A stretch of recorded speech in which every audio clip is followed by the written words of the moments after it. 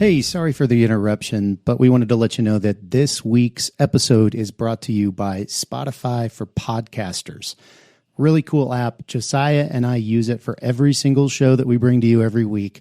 You can edit podcasts right from your phone or computer, so you can start creating as soon as you log into the platform. You can easily distribute your podcasts to Spotify and everywhere else the podcasts are heard, just like we do every single week. You can also create video podcasts on Spotify, which is really cool. And of course, you can earn money like I'm doing right now by including ads and even podcast subscriptions. And best of all, it's totally free. There's no catch. We really love it. We use it every single week. So we encourage you to go download the Spotify for Podcasters app or go to www.spotify.com/podcasters to get started. All right, let's get back to the show.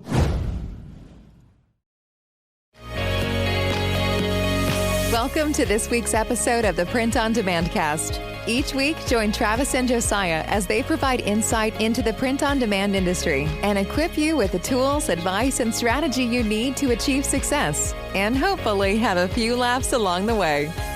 Now, on to this week's show. Hey everybody, welcome back to the Print on Demand Cast.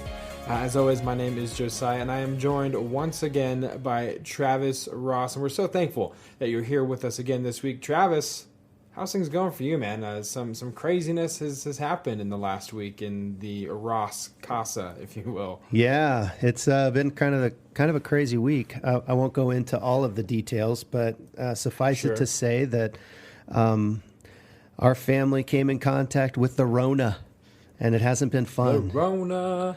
No. So you guys are in the thick of quarantine, and for those of you listening, don't worry. Rona can't be transmitted via speakers or earbuds or anything like that. So going to be okay. That we know yet. Yeah, well, wait. The CDC might come up with something here in the next week. Who knows? But as of right now, you're safe. You're safe. So the Ross family is quarantining, and Travis is recording from quarantine. We can still thankfully make this happen for you guys. So here we are, January 2021. We're more than halfway through the month, which is crazy. Time just seems to be flying by. So we are wanting to talk about kind of our point of interest. Point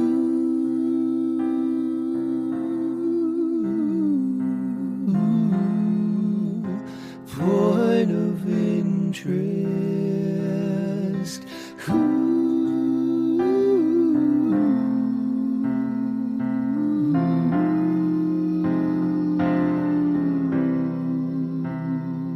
Point of interest this week is a reflection on print-on-demand growth in 2020.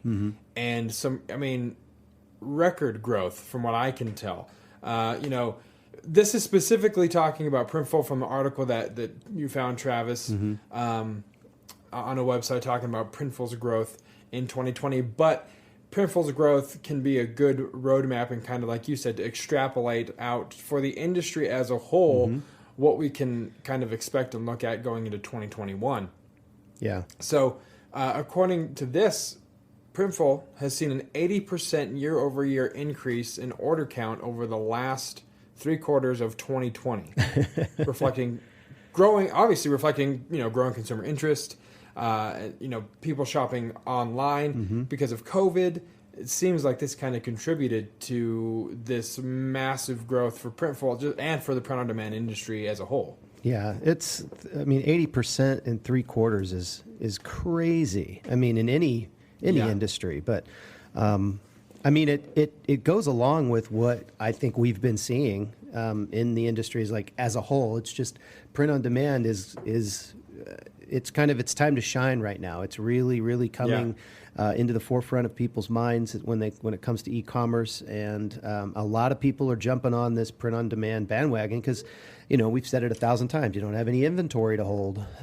You can literally do this out of your bedroom if you want. And and a lot of people are doing exactly that. And a lot of people are seeing real success. It's just crazy the numbers that are coming from Printful. Printful now has, I think is it 8 different places around the country. Eight fulfillment centers around the world, I believe. Is it the 8 fulfillment centers around the world that they are currently running and operating with over 200,000 active online merchants that are taking advantages of their services, which is crazy. You're muted, by the way. Oh, am I? Well, I'm sure it was really insightful, but we heard nothing. So start from the top. No, I was. It was incredibly insightful, but I can't remember what I said. So I'll just say instead that 200,000 merchants for Printful is pretty stinking incredible. I mean, that's 200,000 people like you and me that have a store or stores that are choosing to have Printful supply their stuff, and like we said, that's worldwide. So that's not just the U.S. There's people all over the world that are using these guys, and they're seeing huge growth during the Black Friday Cyber Monday phase of 2020. They saw order counts as high as 204 orders per minute. That's twice what they saw in 2019. Can you imagine? 204 70% order increase. Yeah, 204 items per minute. No, I'm sorry, orders. So that could be, some of those orders could have multiples. 2, 5, 20, Yeah, can you imagine you sitting, let's say that happened to you or I, and our ShipStation app, like our phone is just on a constant string of notifications, like locked up, it's a brick, you can't do anything with it. Why? Because you're getting 204 order notifications every minute. That's nuts. Like, again, a 70% order increase from 2019, which is absolutely crazy. There was an increase of bulk orders as well during the Black Friday Cyber Monday weekend, including one order, 285 beanies and pom-pom caps that totaled $3,316. It's not a bad order. In one order. That is not a bad order. I'll take half of that. You know what I mean? Like that is a fantastic order. So as we can see, again, this is specific to Printful, but you can understand how that is reflective of P.O.D. as an industry overall. Like you said, kind of it's time to shine. Yeah. Just because of the circumstances, and so P.O.D. Thankfully for you and I. Was definitely a blessing to be a part of this last year in the midst of all the craziness, because you and I were able to work and operate pretty much normally, without the, except, of course, the inventory stuff that we've talked about on past episodes, which if you haven't heard, there's apparel rants that you all need to make yourselves available to in the year in review, and I believe the mailbag episode 18. But you can hear all of our rants and ravings and boastings of the difficulties of 2020. Good old apparel rants. Apparel rants. Yes, well, those will be back. Trust me. There's always new versions and new things to talk about, and this is a good platform for us to vent. It's probably cathartic at some point, but. Dude, anything else about this point of interest as far as the growth? What else do you have? I was just it was interesting to me because Printful, if you look at like them on a per item price basis, they're not the cheapest in the game. There's a lot of other places that are doing a lot cheaper print on demand products. Yet these guys keep growing, so it makes me stop and think that price isn't the only buying factor. If they didn't have good quality, people wouldn't keep coming back to them. And, you're always going to find a horror story. It doesn't matter which print-on-demand company you go to. If you go to Printify, somebody had a bad experience there. You go to Printful, somebody had a bad experience there. But overall, their growth would show that price alone is not the sole motivator of small shop owners, which is really interesting to somebody like you and me who, we have our own fulfillment places. Yeah. And that price thing is always kind of, on the back of my mind at least. Am I charging too much? Am I charging too little? And it's something that we do think about. And it seems as though Printful is, like I said, I think they're probably on the higher end, pricing wise, but yet they're continuing to grow. So I think that's good news to those of us in this industry. Not only just drop shipping, but also actually doing the fulfillment ourselves.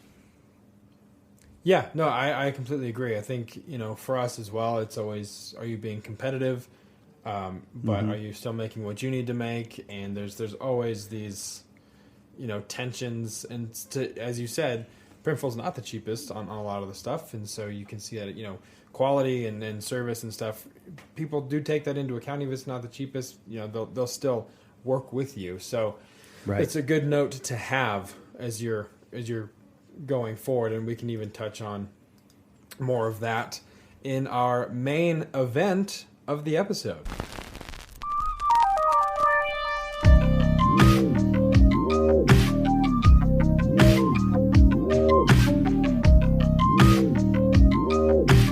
This is the main event. So Travis, we're talking about growth in the P.O.D. industry, and we were also talking about some mistakes. You and I had seen an article that kind of covered some mistakes, and we were like, well, we agree with some, maybe not others, and so we wanted to kind of give our own take on some of the stuff that they were talking about. And so we want to talk about 8 mistakes that you are making in print-on-demand, in your print-on-demand business, and how to fix them according to our experience and what we have seen growing in our own print-on-demand business model. Right. So, Travis, the first one, tell us, setting up a storefront and expecting immediate success. Why is that a mistake? Well, first of all, this could be a mistake. So when we think about setting up a storefront, you could think about an Etsy storefront, so like on a channel or an Amazon storefront. Or on the other side of that, you could think of your own storefront, like a Shopify store or a what's the company you guys used to use for your e-commerce? Squarespace, yeah. So there's other options out there, but one being you have to bring all of the traffic to the Shopify or the Squarespace site or the WordPress site or wherever, and then on the other side you've got the Etsy and the Amazon side of things, and you're depending on those channels to bring the traffic to your listings, and then for sales to happen from that. And either one of these can fall into this trap of expecting immediate success. This really is it's a long game, and it's going to take a while to see the success that you're hoping for. It's not going to happen overnight. There is no such thing as an overnight success. That just doesn't work. Yeah. And so you're going to set up your storefront, and you might see a sale or two. I know I've heard that Etsy gives first-year stores a little bit of a boost in the algorithm just to see how they do. Okay. So there may be some truth to that. I don't have any proof of that. That's something that I've heard out there. So you may see some early success with some Etsy, but if you don't continue to have success, kind of on your own and put out products that people want, communicate well with your customers, et cetera, that success could be potentially short-lived. And then on the other side, if you're trying to drive traffic to your site, or, using Facebook ads or other kinds of ads, Pinterest, all of those things, I mean, that's kind of a hit or miss thing too. And so it's going to take a while for you to not only just set up your store and have enough products that it actually makes sense for people, to have an option when they come to your store, but it's also going to take time for the algorithm to kind of get settled with what, if it's on a channel, with what you actually have on your page, or if it's with Facebook or marketing. It's going to take a while for those platforms, your advertising platforms, to learn enough about your products to send you the right buyers. Yeah. So expecting immediate success is definitely... that's a mistake that people go with. Sometimes I have conversations, and I've had some conversations even recently where, a friend of mine has found themselves in a position where they're potentially not going to have the source of income that they've had before. Some job transition. Like, they said, just show me how to open up an Etsy store. I want to do that. And I said, well, that's awesome. But we need to have a conversation prior so I can manage your expectations. Right. So that setting up this Etsy store is awesome, but it's not a get-rich-quick. It's not like a multi-level marketing. I sign you up and then you get all my whatever. It's not. It's nothing like that. So if you're willing to put some hard work and a grind into building your Etsy, like you said, your Etsy store, getting that algorithm to work you in and to get organic traffic moving to you, that's fine. But I don't want you to come at this from some kind of preconceived idea that it's going to replicate income, just because we have been able to do that in our Etsy shops.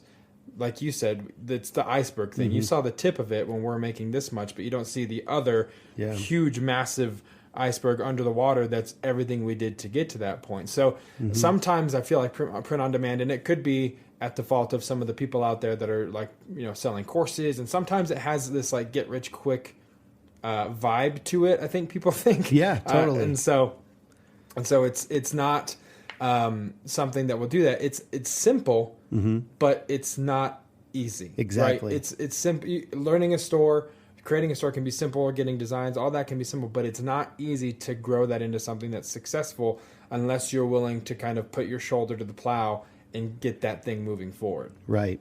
Yeah. So expecting immediate success is not something you should do. You should expect success because, you want to have those expectations. You want to have goals and planning for those things. There's nothing wrong with that, but it's not going to happen overnight. I think that was perfect. When you said it's simple. The process is simple. You have a good design, you put it on good products, you do good marketing. It's very simple, but it's not easy. It's a lot of work. And so to expect immediate success is just setting yourself up for failure. And then what will happen from there is you'll stop. You will get demotivated and you'll quit. So that is one mistake that you're making in print on demand.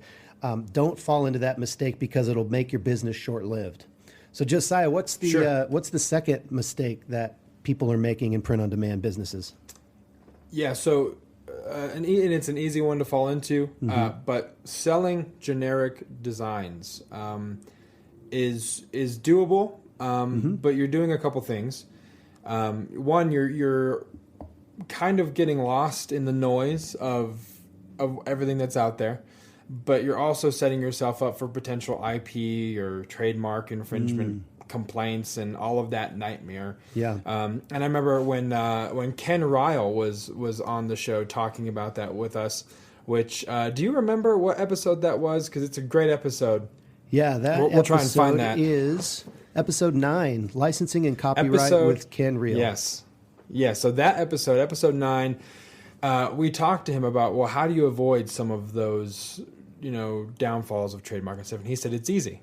Sell original designs. And so it's you can find stuff by doing research, which will also get you, but doing research and finding stuff that's trendy, that's popular, that will get hits and organic traffic to it, but then coming up with your own design, your own concept, your own spin on something based in that niche or that trend, just to set yourself apart, because there's a million, thousand, billion I got your back designs, or not today Satan designs. I mean, those are everywhere. But how can you not reinvent the wheel, but just make it better, make it different? Yeah.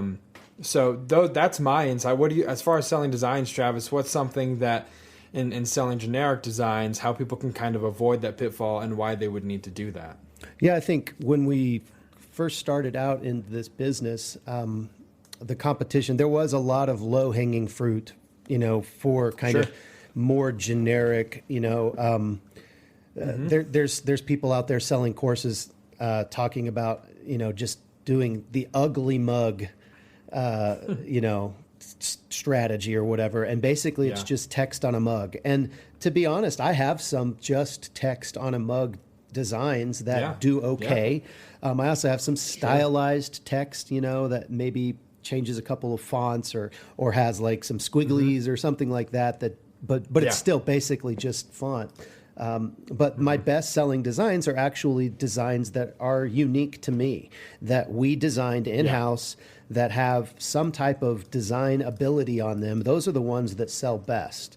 And I think as print on demand has become more and more saturated with more, we just talked about, our whole point of interest was how, this market is just going through the roof with new stores. So there's competition coming online every single day. How are you going to set yourself apart? Well, one way to set yourself apart is to sell unique designs, not generic designs. Don't sell the same coffee mug or the same T-shirt design that every other person with a print-on-demand store or a Merch by Amazon account is trying to sell right now. It just that is definitely a mistake that I see a lot of people going down. And you combine that with expecting immediate success, and it just ain't going to happen. Totally. Yeah, that's not a very good combo, because even if your design is good, if it's the same as everything else, then you're just competing a lot for attention. Totally. So another one, and we added this, last minute, but I think it's super pertinent and very important to talk about, and that's comparing your store to more successful stores. I reference this all the time, but Theodore Roosevelt said that comparison is the thief of joy. So when you find yourself comparing yourself to the big dogs, like I was having this conversation with my coworker today about, this company is here and they offer this, and I don't know, are we ever going to get there? And he said, I found myself just comparing everything we're doing to them and getting super, super discouraged because we aren't there yet. We're not able to offer that. We're not able to match this. And he said he came to the realization of, through a podcast he was listening to, the piece of advice he came away with it was, all you're asked to do as a business owner is to further your business more and more each day.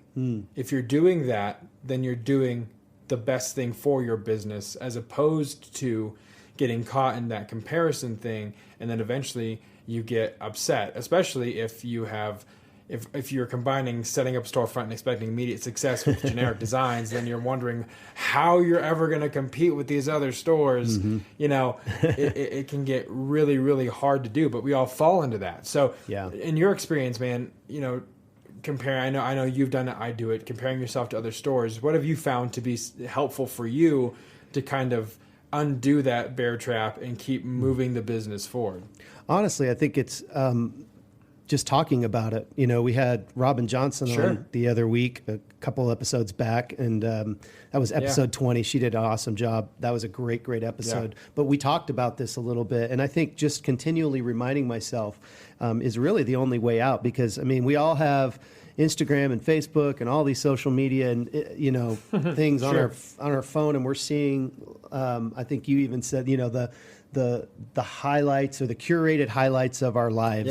The carefully curated highlights of someone's life. Yes, we're seeing that, and we're seeing that for in our print on demand groups that we're all in, and we're seeing other people's success. And the thing is that no one ever goes into a print on demand group and says, "Hey, my company just sold the wrong, sent out 10 bad products, and I just wanted to let you all know that, yay, It's always here's growth. It's always the success story. You never hear the downside.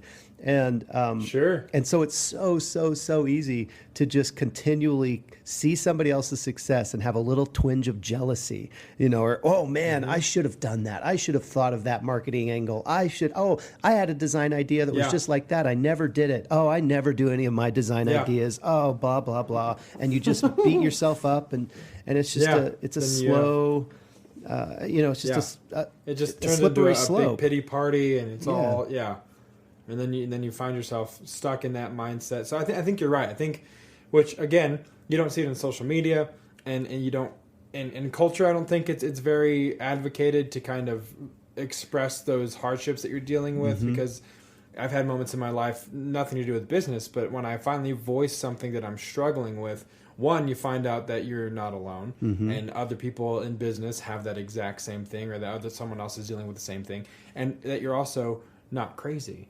It makes you feel good that you are in like company, that you're not the only one that deals with this, and so people can kind of help you. So the more you talk about it, the better. Sure. I was just thinking, like, just to kind of bring this home to our listeners. I just last week, was looking through a lot of our returns, and I've probably spent $1,000 to $2,000 redoing products that were somehow one way or another messed up over the last 2 to 3 months. Sure. And so we're having to redo them. We're having to reship them. We're having to do all of the, the customer service elements and back and forth with them. And I mean, it's costing us a lot of money. And part of that is because of the time that we got into it. It was, and there was a learning curve and et cetera, et cetera. There was a lot of people coming into our business with like temps and they made mistakes as well. But, all of that to say, that's a pretty high dollar amount to kind of learn something. But I do want to put that out there and say, guys, this is the business we're in. We're going to make mistakes. Those mistakes are going to cost us money, but we're also going to have successes. Let's just be real. Keep it real. Keep it honest, and not compare ourselves. I don't remember who said this on the podcast, but don't compare your chapter 1 with somebody else's chapter 13. You're going along at your own personal rate. And that's fine. That's as fast as you need to go. Strive for excellence, continue to try to grow, have plans, have strategies to do more, but don't compare yourself when you don't, get to $1 million in sales this year.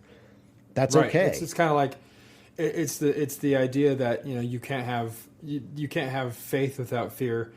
You can't have success without failure. You can't know what success is if you haven't experienced failure. So they go hand in hand, and you have to have both. Unfortunately, you're going to experience both. You're going to experience failures and the good times, but you won't know what success is without having walked through that failure and learning from it. So don't be discouraged by the failure. Be encouraged, because you will now know what the success looks like and feels like after you've walked through those mistakes. You know what I mean? So it's all part of the journey. And so, Travis, what's another mistake that people are doing in their P.O.D. businesses that they may not be aware of, but they should be aware of and they should fix? Yeah, I think another mistake would be trying to do it all on your own. And obviously this is going to depend on where you're at in your business. If you're just starting, you kind of do need to do it all on your own, at least at first, so you understand some of the different nuances of the different pieces of the business. You don't want to just come in and start hiring people to do things that you don't even know need to be done yet.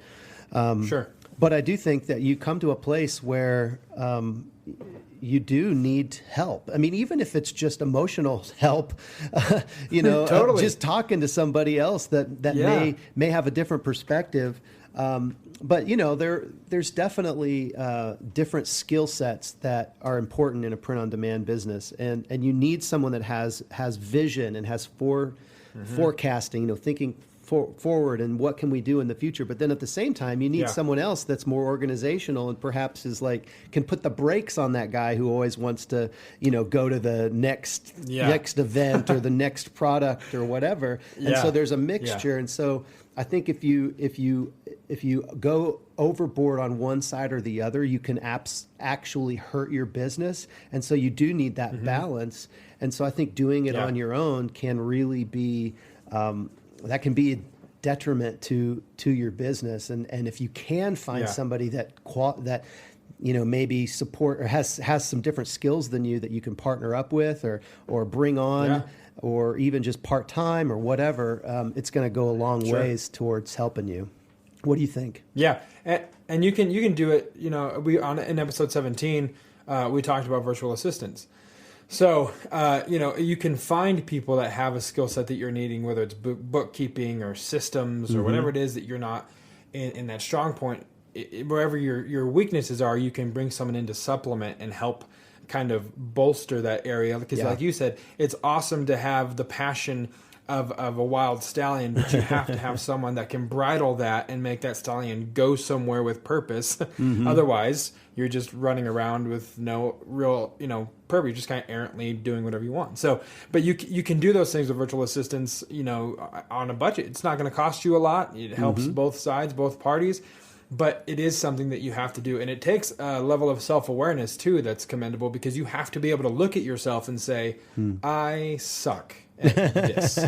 And I need to outsource this from myself as fast as I can because I'm hurting my own business. You know, sometimes it's hard to have that introspective look, but the sooner you can, have that, it's going to be super beneficial for yourself and for your business. So, and I agree with you, even if it's, like we've talked about before, like it'd be really cool to start kind of like a business roundtable or something where with people who have even whether it's print on demand businesses or different people, different entrepreneurs, having a group of folks to meet with on a weekly or monthly basis and just say, hey, this is what happened. How can I fix it? Or has anyone experienced this? And then you also get the symbiotic relationship of referrals back and forth. Well, I know an electrician. I know a shirt guy. I know, so on and so forth. Right. So that is also building a community of entrepreneurs that aren't even in the print-on-demand space, but have the experience of business can be very helpful. Yeah. And for your sanity, for sure. Yeah. I think it's super important. Well, I was just going to say, and a lot of communities out there have these established groups already in the Chamber of Commerce or the Rotary Club or there's there's other either you can go on Meetup and there's probably some meetups in your area. I don't know what they're actually meeting right now because of COVID, but there's groups that are out there that are specifically catered towards entrepreneurs that have nothing necessarily to do with print on demand, but will give you that kind of that emotional support or that I'm not in this alone, even if you can't afford to hire anyone else and it's all you. I would highly recommend looking into that because you'll get ideas that you didn't even realize were out there just by talking business with other people. That's really beneficial. Yeah. Business knowledge, business wisdom is applicable regardless of the business model. If you're around someone that's been running their own business for 20 years and you're starting a print-on-demand business and they have an auto business, you're going to learn a lot from that person that you can apply to your business model.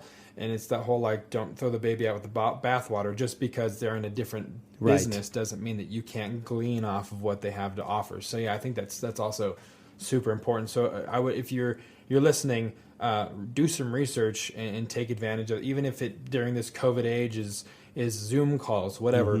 I think you'll find it very beneficial for you to have those resources. Yeah. So, I would say go ahead. No, I was just going to ask you what the next one was. Okay.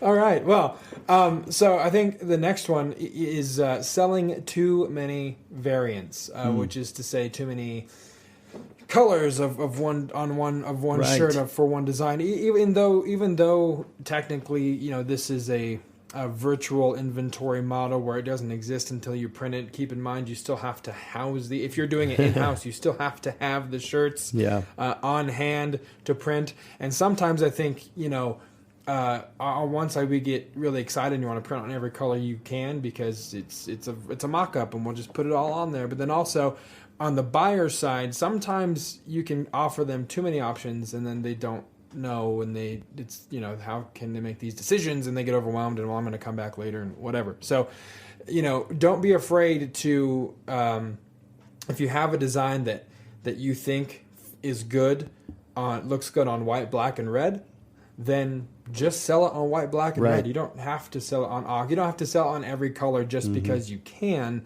Sometimes less is more, and it will give the buyer less options to be overwhelmed with, and then what you need inventory wise and what it's going to look the best on. So I think sometimes people, and I'm guilty of it too. I when we first started, I was like, man, put this design on aqua and tropical blue. They're the same thing almost, but they're different. So I'm going to do it. And then it's like, well, space issue. How many colors can we house in our warehouse?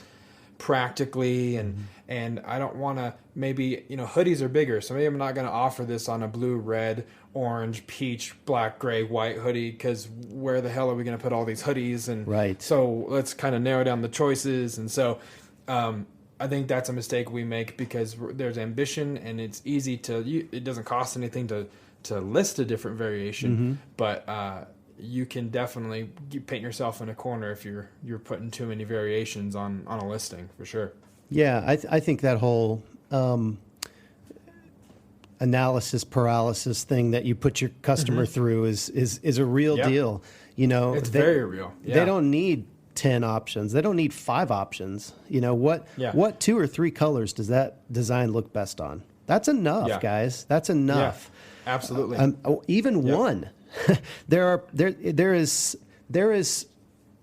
plenty of data supporting the ability to sell one, just one variation of a color, just as many or just as much as you can sell. Like if you have 3 or 4, you still sell the same amount of shirts only by having one color, and that's because you're not overwhelming your customer with decisions. Yeah.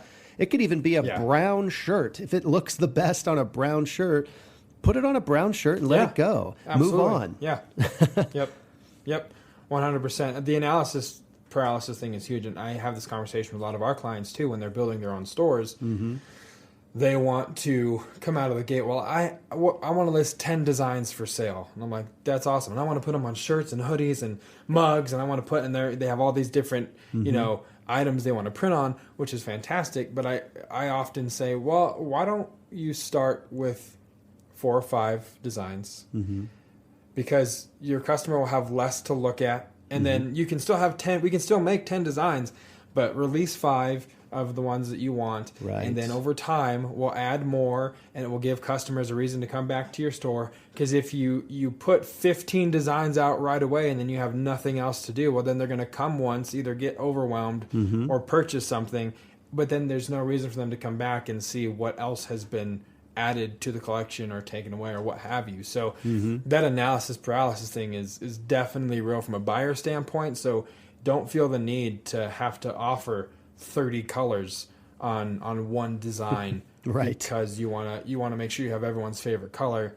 That's not necessary. If your design is good and it's in the customer is in the niche or in the trend of what you're looking at, the design will sell itself. The color of the shirt, I don't think it plays that much of a role if the design is good. It becomes part of the design in a sense. Sure. If you're just giving it in one or 2 colors, it's part of that design. So and keep in mind too, like if it's a lot of black ink on the design, well, you can put that on a black shirt, and then in your RIP software you can have it just print negative space. So it's going to be cost effective. It's going to look cool. It's going to be sharp. It's not going to be a whole lot of ink. So there's lots of stuff to consider when you're choosing which variants to offer. Yeah. So, speaking of T-shirts, that's our 6th.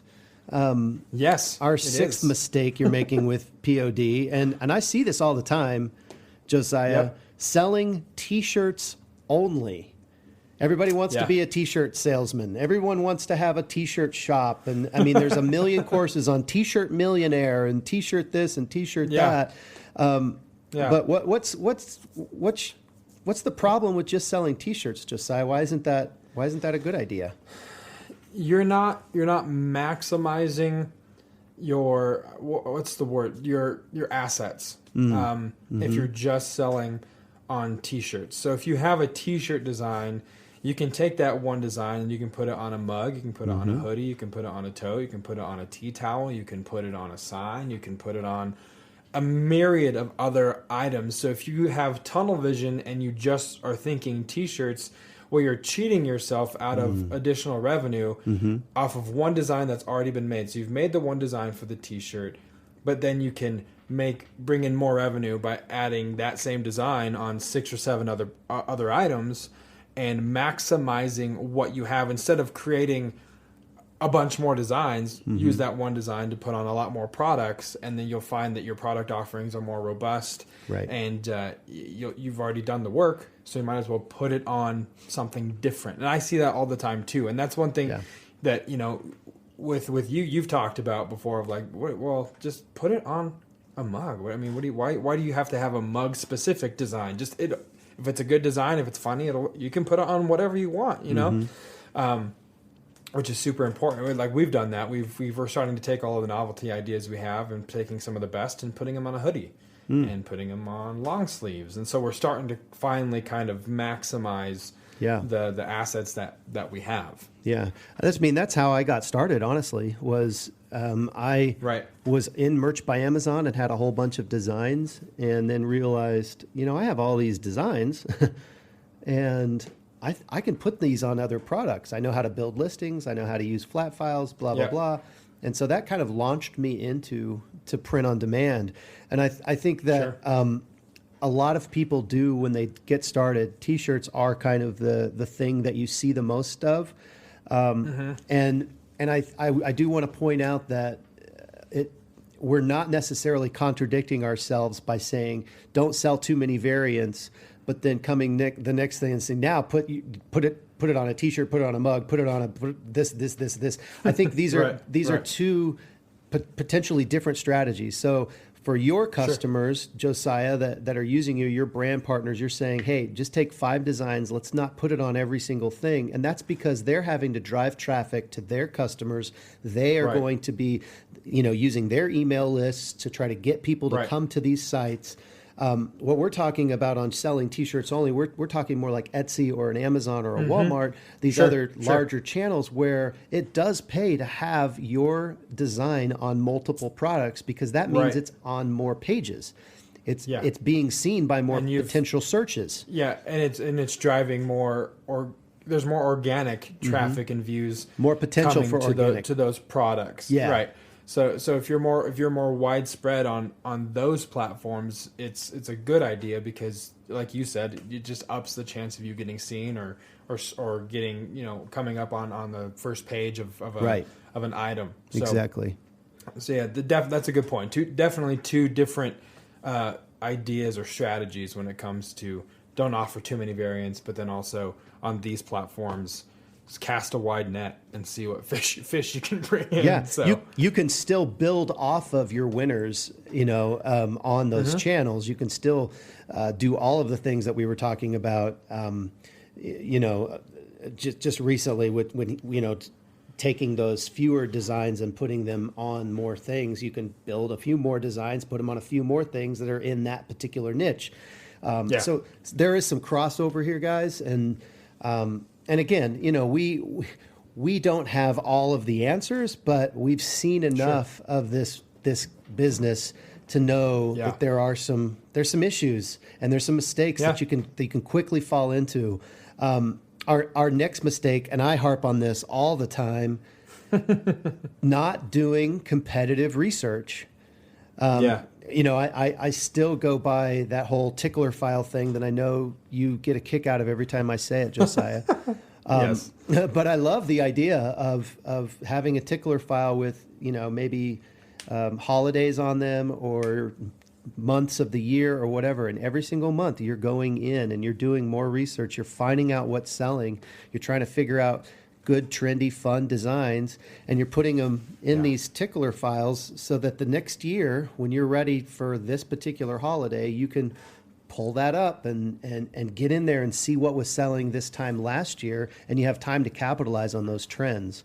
And when I say trends, I guess if it's a year old, it's not necessarily a trend, but it is an evergreen trend for that particular holiday that you can use. And then if you could somehow cast that into another something that's going on in the media at the time, you can have a real big winner. As a matter of fact, I'll reveal one of my really good sellers 2 years ago during Valentine's Day. I got up to, I think it was number 6 in drinkware on Amazon with a mug, a coffee mug that had a picture of Donald Trump's face on it, had some cute little had some cute little hearts on it and all that, and it said, "I want you on my side of the wall." And it was basically, him saying, "I want you on my," because he was still talking about the wall in Mexico and all of that, and that was big in the news. And it was also Valentine's Day. And I think when you take something that's trending in the news and you pair it with a holiday, you can do really, really well. And this is another type of thing. And you probably, if you would have been doing research, you would have seen that mug. You would have seen other people doing mugs very similar, maybe a little bit different design. But you got to do research to actually find this stuff. That's the key here. Yeah. Yep. Yeah. You got to do the work to figure out what will sell. And I think that's a brilliant idea, taking something that's evergreen in a holiday, design, and then pairing it with something that's more timely. And I think that's a huge formula for for a good selling item, like you said. Mm-hmm. So do your research, check out tickler files and how they can tickle you to remind you to make, just to do your research and look into those things. So tickler file still gets me every time you say it. But I'm trying to be more mature, so I didn't laugh this time as hard. So the last one, number 8, the last mistake that we have is not knowing your numbers. And this is so imperative and so important. But sometimes when you get things going, there is a tendency to really not know your numbers as concrete as you should, because you're just trying to get things going and you're wanting to get a client or you want to get your stuff out there and stuff like that. But if you don't know your numbers, you don't know if you can afford to hire somebody, if you can afford to outsource, or if you can afford to keep doing production in-house. And so knowing your numbers, are you profiting? What are you doing? What does a shirt cost you? What does the ink cost? Right. Are you making as much as you think you're making, or are you kind of just giving a wild ass guess, and not really understanding where you're at exactly? Right. So talk about knowing your numbers. I know Robin Johnson talked a lot about that in episode 20. About knowing your numbers. So what do you have to say for those that may not know or need to know? What's the importance of knowing your numbers? Well, I mean, it really is pretty basic. I mean, you really kind of went over it. You need to know your numbers so you can make good business decisions. If you want to grow your business, you're going to need to know how much you're profiting per mug. I think the one thing that, and we do, like you said, get into this more with Robin in episode 20, but I think one thing that you want to, I think I just lost my train of thought. What I was going to say was, you really want to make sure it's not only just about, I'm completely gone. I'm like that train left the station, Josiah. It's the COVID brain. It is. I'm having a COVID moment. Yeah, and I apologize, guys, if I'm a little bit. I really do feel like I'm kind of drifting in and out of consciousness a little bit. So I apologize for that. But I did. You know what? Completely changing directions for a second. I just wanted to say how nice and sultry our voices sound since we got Christmas gifts this last Christmas. New microphones. I posted the microphone that I got to, I think, my Instagram or Facebook story, and then you sent me a text and it just said "me too" with like a wink emoji, and I was like, all right, well, hey, we're set up for success, and we are going to have a much richer and fuller sound for 2021 and season 2 of the Print on Demand cast. Things are looking up for sure. That's right. So going back to knowing your numbers, it is very important to have a firm grasp. And Robin Johnson goes into detail about that, and she's a huge resource. We can, like we've said before, we need to have her back on for a couple more episodes because she's just got so much that is so useful for entrepreneurs and business owners. But and sometimes you might need to outsource and have someone help you figure out your numbers, or an accountant or a CPA, and make that investment in your business so that you know what other investments you can afford to make or not make going forward, so that you know exactly where the ship is going. I do remember what I was going to say. I was actually going to talk about just the. Sometimes when you're trying to figure out your numbers, you're like, well, but I don't know how many things I'm going to sell next month, so I can't possibly, make a budget and plan for that because I can't. Well, you know what? You're just going to have to take a guess, and if your guess is wrong, if your guess is wrong, then you'll make a better guess next time because it's one of those failures that you get to learn and grow from. So, but that's super important. Is that not only just knowing your numbers, but being bold enough to make educated guesses about what your sales are going to be, so that you can then from that place strategize, how am I going to fund this particular thing? How am I going to bring on an extra designer? How am I going to, pay for my Facebook advertising next month, or whatever that thing is that you want to do. You need some type of data. And the only way you're going to get there is if you start forecasting and then make tweaks as you go along. So I thought that was important enough because it's absolutely true. I cannot know what my numbers are going to be next month, but I can take an educated guess based on this month and based on last year's February, and I can go from there and try to extrapolate something that I can build from. Sure, absolutely, yeah, and that goes back to data too, and going in and doing the research and finding. What year over year, what did you do last year? What did you do last month? And building upon that so that you can have at least a jumping off point, which is better than just not having that and kind of making wild guesses that aren't supported by any data. Right. Yeah, that's not good. No. So that is a big mistake, and you'll find yourself thinking you're doing well, but then not being able to pay bills one month if you're not really in tune with that. So, Travis, anything else on any of these 8 items that we've covered as far as the mistakes, and any other thoughts and insight before we put a bow on this one? Dude, I have no more thoughts.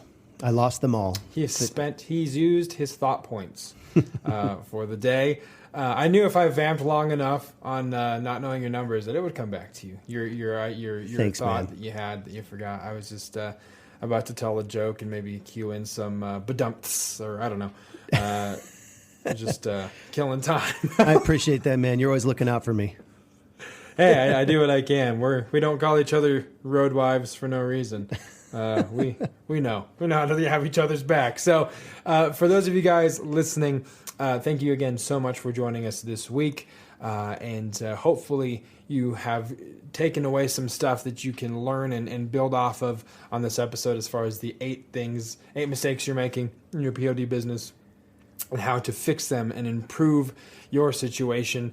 As always, you can find the podcast at printondemandcast.com. You can get in touch with Travis or myself at info@printondemandcast.com. Let us know if there's a mistake that you think that you found that we didn't cover. Let us know. If you have questions about any of those 8 subjects that we brought up, let us know. We'd love to talk about it more with you. I know for myself and Travis, for you, it's really cool to interact with those of the listeners and know that we're actually helping people along on the journey. As always, we are on iTunes, Spotify, Google Podcast, Anchor.fm. Wherever you find your podcast, there we are. So be sure to rate on iTunes and please subscribe. Helps the algorithm, helps us get in front of the people that need this information, just like yourselves. And with that, for Travis, I'm Josiah. Thank you guys so much for joining us, and we'll see you next week right here on the Print on Demand Cast. See ya. Thanks for listening to this week's episode of the Print on Demand Cast. We hope you enjoyed the show. If you've got a question or a suggestion for the show, send Travis and Josiah an email at info@printondemandcast.com. Take a minute to rate and review the show on iTunes or wherever you get your podcast. And don't forget to subscribe now so you don't miss next week's episode. See you next week.